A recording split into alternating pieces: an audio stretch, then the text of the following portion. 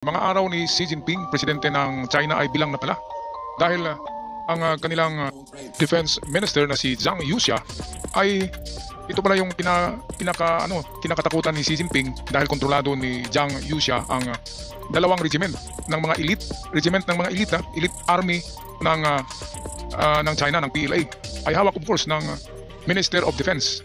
Itong si Zhang Yuxia ang mismong kinakatakutan at kontrolado ang military ng China. Kaya ngayong September 3 of September ay merong mangyayaring military parade sa China, which is meron daw mangyayaring napakalaking milestone daw yan. Merong mangyayaring pinakamalaking pangyayari dahil nga nagbabanta na itong si Zhang Yuxia na merong gagawin ang military kontra sa faksyon, sa mga loyalista na military rin. At kanilang patalsikin na itong si Xi Jinping dahil sobrang pagpapahirap sa mamamayan sa China dahil sa kanyang mga pulisiya na sobrang makakomunista. Ito pa lang si Zhang Yuxia ay mga reformist. Kaya pala kontra nila kung reformist yan na totoo ay mangyayari sa China ay magiging parang Taiwan, parang magiging pro-democratic. Pagkatapos niyang national parade sa September 3, diyan malalaman natin ang kapalaran ni Xi Jinping dahil yan daw ang huling araw ni Xi Jinping ayon sa mga military sa China. Ayon ito sa mga China Insider. Kaya ito ang video para sa mga detalye ng balitang ito hatid sa atin ni PMC, Pinoy Mystery Channel. Mga mamayan ay nagkaisa upang patalsikin ang isang lider na nagdala ng hirap at gutom sa kanila. China, isang bansang puno ng kasaysayan, kultura at kalakasan. Subalit sa likod ng bawat ngiti at tagumpay, may mga lihim na nagkukubli. Sa pagkakataong ito, ating tutuklasin ang kwento ng isang bansang may kaguluhan, ang China at ang kanilang pinuno, si Xi Jinping. Paano kayo magkakaisa ang mga mamamayan upang patalsikin siya? Handa na ba kayo? At magsisimula na tayo. Sa bawat sulok ng China, mararamdaman mo ang higpit ng kontrol ng gobyerno dahil ito ay isang komunistang bansa.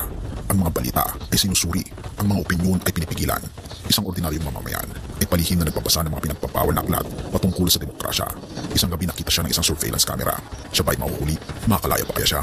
Samantala, sa gitna ng palasyo ng kapangyarihan, ang ekonomiya ng China ay unti-unting bumabagsak. Ang mga dating malalaking kumpanya pinagsasara. Ang mga manggagawi nagugutom. Si Mei Ling, isang ina na may 2 anak, ay nawalan ng trabaho. Paano niya papakainin ang kanyang pamilya? Isang araw, natuklasan niya ang isang elite na organisasyon na naglalayong patalsikin si Xi Jinping. Sasali kaya siya sa pangalip na ito? Sa kabila ng mga kumpanya kontra korupsyon, patuloy pa rin ang mga katiwalian. Si Zhang Hao, isang opisyal na tumalikod sa korupsyon, ay may dalang mga dokumento na maaaring magpabagsak sa ilang mataas na opisyal, kasama na si Xi Jinping. Ito mga kababayan, akala natin sa komunista ay walang mga scammer dyan. Natuklasan ngayon na yung anak pala ni Xi Jinping sa isang artista ay naninirahan pala sa Amerika. At nitong nakaraang linggo lang ay mayroong kasong reckless driving, which is nabangga na yung isang Rolls Royce, pero yung kanyang kotse naman pala ay grabe din pala, ang mahal-mahal. $1 million ang halaga ng kotse ng anak ni Xi Jinping doon sa Amerika na babae. Kaya nakikita din ang lifestyle nito ay mayroong mansyon sa isang napakagandang lugar sa Amerika. Kaya namumuhay na parang prinsesa, parang reyna ang anak ni Xi Jinping sa Amerika. Ito ngayon ang mga viral video sa Amerika. Sana magawan ko ito ng video bukas. Yung anak ni Xi Jinping na nag-viral ngayon dahil nga sa natuklasan na grabe kinasuhan pero hindi nakulong. And then pinadalhan pa yung mga pulis sa Amerika ba yun o sa Australia, pinadalhan ng $2 million para pasasalamat na hindi ikinulong yung kanilang anak. Pero hindi sinabi na si Xi Jinping, pero ayon sa mga balita ay anak daw yun ni Xi Jinping ng China. Kaya itong si Xi Jinping ay mayroon ding korupsyon ito. Kasi bakit nagkaroon ng mansyon yung kanyang anak sa Amerika? At ang mga damit lahat ay signature mamahalin lahat. Grabe naghirap yung mga tao sa China, naging komunista. Pero yung pala, ang kanilang presidente ay nagpapayaman lang pala, pati anak. Ay mayroong mansyon na sarili, mayroong bodyguard, napakarami. Mga sasakyan, mamahalin. Grabe kung may korupsyon sa Pilipinas, mas grabe pala sa China mang-corrupt itong mga presidente ng Communist Party. Kaya ang mga tao ngayon ay handa nang mag-alsa. So ngayong September 3, sa atin ay September 23 ay mayroon ding mangyayari yung trial ni Digong sa Daig. Pero sa China ay mayroon ding malaking pangyayari. September 3 ay papalibutan daw ang Beijing ng mga sundalo ni Zhang Yuxia para tapusin na itong si Xi Jinping. Kapag dumalo daw sa parade si Xi Jinping, ay diyan nahuhusgahan ng grupo ni Zhang Yuxia ang Defense Minister ng China. Okay, balik tayo dito sa ating kaibigang Pinoy Mystery Channel. Ngunit siya'y tinutugis. Makakatakas ba siya at may papasa ang mga ebidensya sa tamang kamay? Sa mga rehiyon tulad ng Xinjiang at Tibet, ang mga tao ay pinahihirapan at tinatakot. Isang Uyghur Muslim ay nawalan ng mga mahal sa buhay dahil sa brutalidad ng pamahalaan. Ngunit siya'y hindi susuko. May plano siya na ilabas ang katotohanan sa buong mundo. Ngunit ang tanong ay, magtatagumpay kaya siya sa bandang huli? Habang nagdurusa ang mga tao, ang kalikasan ay hindi rin nakakaligtas. Ang polusyon ay nagdudulot ng sakit at kamatayan. Si Chen, isang environmental activist, ay naglunsad ng isang malawakang protesta laban sa gobyerno. Ngunit sa bawat hakbang niya, siya'y binabantaan. Makakatulong kaya ang kanyang sakripisyo upang mabago ang kanyang kalagayan? Sa gitna ng lahat ng ito, ang mga mamamayan ng China ay nagsisimulang magkaisa. Mula sa mga simpleng manggagawa hanggang sa mga intelektual, lahat ay sumisigaw ng pagbabago. Katulad ni Li Wei, Mei Ling, Zhang Hao, Amina at Chen ay nagsasanib puwersa ang bawat sektor na kinabibilangan nila upang itulak ang kanilang advokasya. Ngunit paano sila magsisimula ng isang revolusyon at ano ang magiging tugon ng gobyerno sa kanila? Ito ang sagot diyan. Ang revolusyon na yan ay pangungunahan yan ng elite military na grupo ng Defense Minister na sinabi ko kanina, si Zhang Youxia. Zhang Youxia yung pangalan. Yan yung pangalan na kinakatakutan ni Xi Jinping dahil nasa 60% of the Chinese Army or the PLA, People's Liberation Army, 60% yan ay kontrolado nitong Defense Minister na si Zhang Youxia. Kaya takot yan si Xi Jinping. Noong natsismis nga na kinidnap yan, ay yan yung panahon na nagkudita sa China, hindi lang sinabi Yun yung panahon na nagkudita sa China at sinara ang Beijing. Sarado sa lahat. Walang pwedeng mag-broadcast, bawal mag-video. Napalibutan pala ng militaryo yung panahon na yun, kaya nawawala si Xi Jinping ng isang linggo. Dahil warning na ito, naka-warning na pala ito si Xi Jinping sa Defense Minister. Kaya ngayong September 3 ang pinaka-importanting araw sa buhay ni Xi Jinping dahil yan daw patalsikin si Xi Jinping yung araw na yan. Alright, so balik tayo dito sa video courtesy ng ating kaibigang Pinoy Mystery Channel. Noong panahon ni Mao Zedong, ang mga mamamayan ay nagkaisa upang patalsikin ang isang lider na nagdala ng hirap at gutom sa kanila. Ang kanilang tapang at determinasyon ang nagpunsad ng bagong ito sa kasaysayan ng China. Ngayon, sa ilalim ng pamumuno ni Xi Jinping, ang tanong ay, mauulit kaya ang kasaysayan?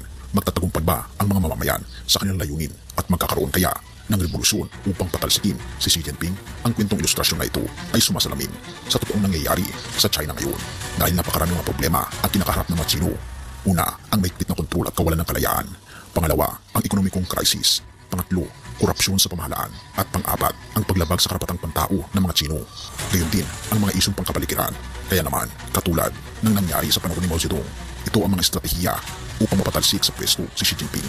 Una ay ang pagkakaisa at pagmumulat. Pangalawa, ang pagsasagawa ng malawakang protesta. Pangatlo, pagpapalakas ng international na suporta. At pang-apat, ang pagsulong ng reformang politikal na magbabago sa komunistang patakaran na ito ay maging demokratiko katulad ng Hong Kong at Taiwan. Ngunit ang tanong ay, magiging posible kaya ito sa bansang Okay, China? so maging posible nga ba ito? Napaka-posible. Hindi ito imposible dahil sa sinabi ko na kanina na 60% of the military elite militar ng China ay kontrolado ng Defense Minister na si Zhang Youxia. Si Zhang Youxia ang kinakatakutan ni Xi Jinping dahil anytime may papalibutan kagad ng Beijing ng tangke de gera. Ngayong parade sa September 3, national parade yan ng commemoration nila noong World War II nang masakop sila ng Japan. Ito yung parang Independence Day nila, September 3, at sabi nila ng grupo ni Zhang Youxia na diyan nila malalaman kung manatili pa si Xi Jinping o hindi. Kasi nga, suportado ng taong bayan ang kilos nitong grupo ni Zhang Youxia dahil reformist pala ito, reformist. Pero hindi natin alam kung anong klaseng reformist. Kung reformist ba na panig sa komunista o reformist na demokratiko. Katulad sa Taiwan, di ba, mga reformist yung naghawak ngayon sa Taiwan. Kung magiging parang Taiwan na yan, edi okay na, di ba, democratic na sila. At wala na yung mga komunista na yan. At wala nang maapi na mga tao sa China, di ba? Kasi sa communism, yung kanilang gobyerno ang yumayaman Tapos yung manggagawa ay fix lang yung income, kawawa naman, mga kababayan. So ito, atin na panoorin ang short clip tungkol kay Zhang Youxia. And Zhang Youxia to take command of the military. This wasn't a suggestion, it was a political ultimatum. Meanwhile, outside the party walls, society is cracking. Jiangsu's local uprisings, quiet but sweeping changes in military leadership, an economy in free fall, and a public that has lost its fear. Xi, though weakened, still clings to all three of his power bases. He will not step down unless forced, and the only man capable of forcing him is Zhang Youxia. Ayan, so ito yan si Zhang Youxia. If, on September 3rd, Xi appears at the military parade, it will mark the collapse of any attempt at a leadership transition. There will be only one chance. Act or history will choose someone else. Ayan, so ito nga, ang September 23, September 3, National Parade ng China. Yun yung papaparada ng lahat ng makabagong nila, mga missiles, mga nuclear warheads, mga tangke de gera. Ipaparada yung lahat, yung makabagong armas kasi military parade yan. At si Xi Jinping ang mangunguna dyan. Ngayon, ang parada na yan ay napalibutan na yan ng kasundaluhan na kontra sa kanya, nasakop nitong National Defense Minister na si Zhang Youxia. At sabi ni Zhang Youxia ay diyan nila malalaman. Diyan na sila magdesisyon kapag darating ang maraming tao, ang taong bayan, ang lahat ng Chinese kapag darating doon sa lugar ng parada. At kapag ang mga tao ay talagang gusto ng revolusyon, makalsa na. Well, suportado yan ng grupo ni Zhang Youxia. At yan na yung panahon na tapusin na nila ang kapangyarihan ni Xi Jinping, ang pagiging presidente. So yung araw yun na yun mismo, yun ang pinaka-remarkable na araw sa history of China sa pagpatalsik kay Xi Jinping. Kaya abangan natin yung September 3 kung anong mangyari. Sa atin naman ay September 23 sa Dahig ay inaabangan din natin. Susunod-sunod presidente sa China, patalsikin, ligong sa Dahig na magkaroon ng trial. Kaya napakahalagang mga numero yan. September 3 at September 23.